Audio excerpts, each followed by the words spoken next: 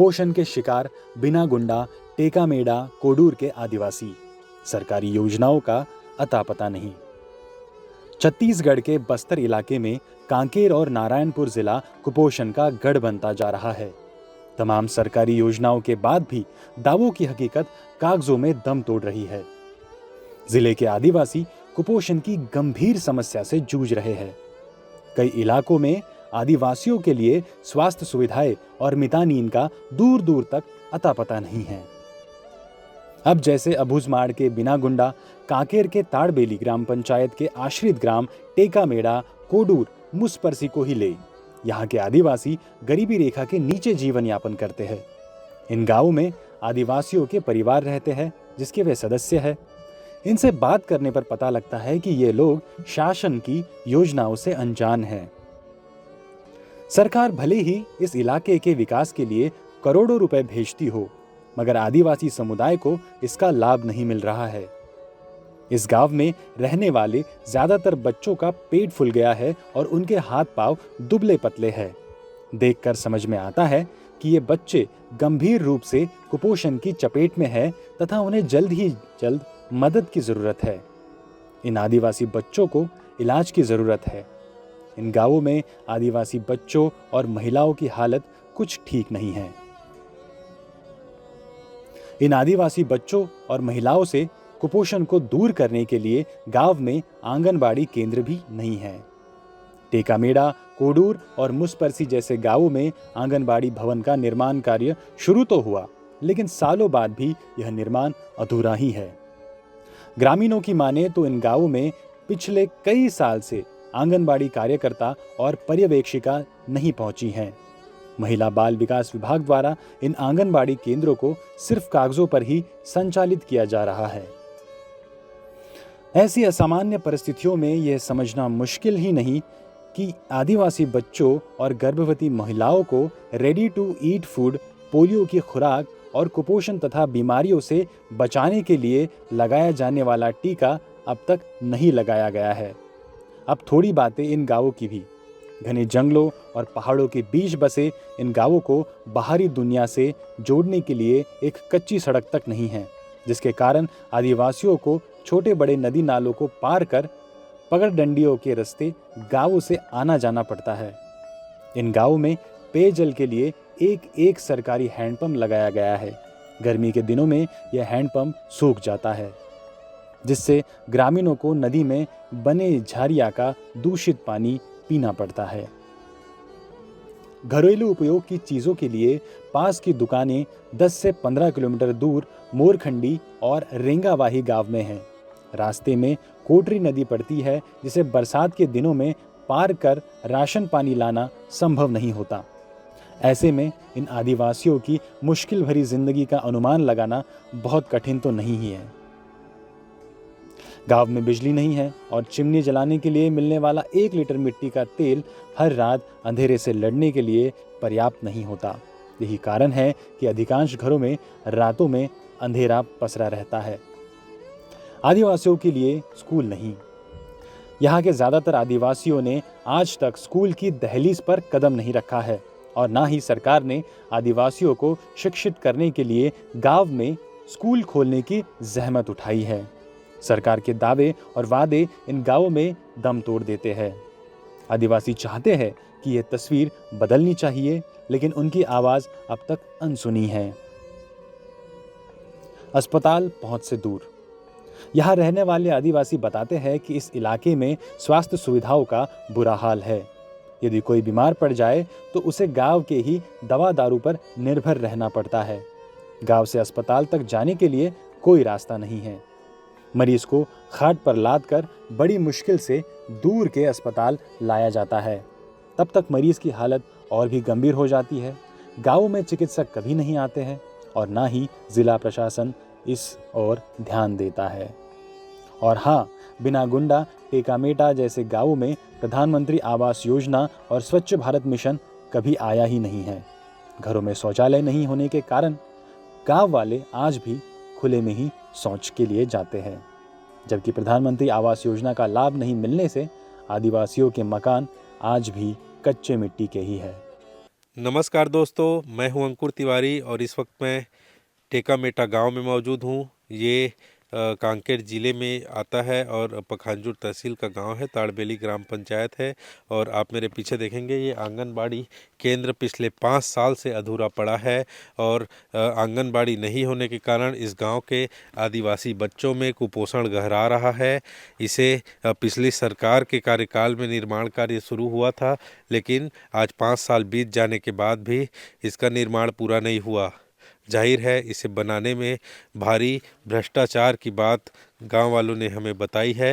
ग्रामीणों का आरोप है कि इस आंगनबाड़ी केंद्र को बनाने में भ्रष्टाचार किया गया, इस कारण से यह आज भी अधूरा है। इसके अलावा आप देखिए, ये जो छोटे बच्चे आपको नज़र आ रहे हैं, ये गंभीर रूप से कुपोषित हैं। इन बच्चों को देखिए, पेट निकला हुआ है, बराबर इनको खाना नहीं मिल रहा है। जो सरकार की योजना संचालित है आंगनबाड़ी केंद्रों में बच्चों के लिए रेडी टू ईट फूड, वो भी नहीं मिल रहा है। इस वजह से इन बच्चों की हालत ख़राब है और ये जो बच्चे हैं छोटे छोटे, ये कुपोषित हैं। इसके अलावा गर्भवती महिलाएं आपको मैं दिखाऊंगा, आप इधर आएंगी तो गर्भवती महिलाएं भी यहाँ पे कुपोषित हैं। इनको बराबर खाना नहीं मिल रहा है, पीने की साफ पानी की व्यवस्था नहीं है और जो पोषण आहार है वो भी इनके नहीं मिल पाता है। तो ये गांव वाले परेशान हैं। आंगनबाड़ी कार्यकर्ता नहीं आती यहाँ पे, पर्यवेक्षिका नहीं आती है और इसके अलावा गांव में स्कूल नहीं है तो बच्चे पढ़ाई नहीं कर पाते हैं। आज भी यहाँ के बच्चे पढ़ने के लिए या तो बाहर जाते हैं या ज़्यादातर लोग अशिक्षित हैं। हमारे साथ गांव के कुछ ग्रामीण हैं, इनसे बात की कोशिश करते हैं। क्या नाम है आपका? मेरा नाम सुरेश मट्टामी है। सुरेश जी, इस गांव में ये आंगनबाड़ी कितने सालों से अधूरा है? सर ये तो कम से कम 5 साल हो रहा है, अभी तक नहीं बना है। और कोई आया था आपके पास पूछने की क्यों नहीं बना है? किसी ने बताया है आपको कि सरकार से कोई आया, प्रशासन से कोई लोग यहाँ पे पहुँचे? नहीं सर, कोई अभी तक तो शासन प्रशासन से अभी तक तो कोई नहीं पहुँचे हमारे यहाँ तक। और आंगनबाड़ी कार्यकर्ता आती हैं आपके यहाँ? नहीं सर, कभी नहीं आते हैं। और जो आंगनबाड़ी कार्यकर्ता होती है उनके ऊपर पर्यवेक्षिका हैं, वो आती हैं यहाँ पे? नहीं, अभी तक आते तो हैं। नहीं आते हैं। और स्कूल है इस गांव में? नहीं सर, स्कूल तो एकदम नहीं है। नहीं है तो पढ़ाई के लिए फिर कहाँ जाते हैं आप लोग? पढ़ाई तो यहाँ उतना ज़्यादा तो कोई नहीं किए हैं, एकदम है ही नहीं। तो कोई जाता है तो बहुत दूर, 1-2 लड़का जाते हैं। कहाँ जाते हैं पढ़ने के लिए? कोई महाराष्ट्र या तो 1-2 जन जाते हैं, बाकी तो एकदम पढ़े लिखे नहीं हैं। तो आप देख सकते हैं अब स्कूल नहीं होने के कारण आदिवासी बच्चे पढ़ाई से दूर हैं और यही कारण है कि अशिक्षा और गरीबी इस गांव में आपको देखने को मिलेगी। इस गांव में पेयजल के लिए 1-2 हैंडपंप लगाए गए हैं, उसी के भरोसे ग्रामीण अपनी प्यास बुझाते हैं। गांव वालों ने यह भी बताया है कि गर्मी के दिनों में जल स्तर नीचे चला जाता है और इन्हें नदी का पानी पीना पड़ता है और दूषित पानी पीने की वजह से कई गांव वाले बीमार पड़ते हैं और पिछले साल एक ग्रामीण की मौत हो गई थी। तो आप देख पाएंगे कि ये आदिवासी बच्चे हैं। सरकार इनके लिए दावे करती है कि इनके पोषण के लिए काम किया जा रहा है, लेकिन ये कुपोषित बच्चे सरकार के दावों की पोल खोल देते हैं। इसके अलावा गांव में महिलाओं में भी कुपोषण देखा जा सकता है, पुरुष भी इससे बचे हुए नहीं हैं। और क्या परेशानी है आपके गांव में? हमारे यहाँ तो हमारे गांव में पानी की ज़्यादा समस्या होती है और स्कूल हॉस्पिटल अभी तक डॉक्टर एक भी अभी तक डॉक्टर नहीं आया है। और हैंडपम्प भी हमारे यहाँ एक ही तो है। और समस्या ये है कि सबसे ज़्यादा परेशानी धूप सीजन में हो जाता है। एक ही तो हैंडपम्प के कारण कभी कभार पानी नीचे चला जाता है तो हमारे लिए पानी पीने के लिए नहीं मिलता है सर। तब कहाँ झरिया का पानी पीते हैं? जी झरिया का पानी पीते हैं या तो ऐसे वो नदी का पानी पी लेते हैं। और जैसे बीमार पड़ता है कोई इस गांव में, तब कहाँ लेके जाते हैं इलाज के लिए? इलाज के लिए तो कोई सुविधा नहीं है सर हमारे यहाँ। रेंगाबाई तक के भी तो नहीं ले पाते हैं क्योंकि हमारे पास उतना पैसा वैसा ना होने के कारण।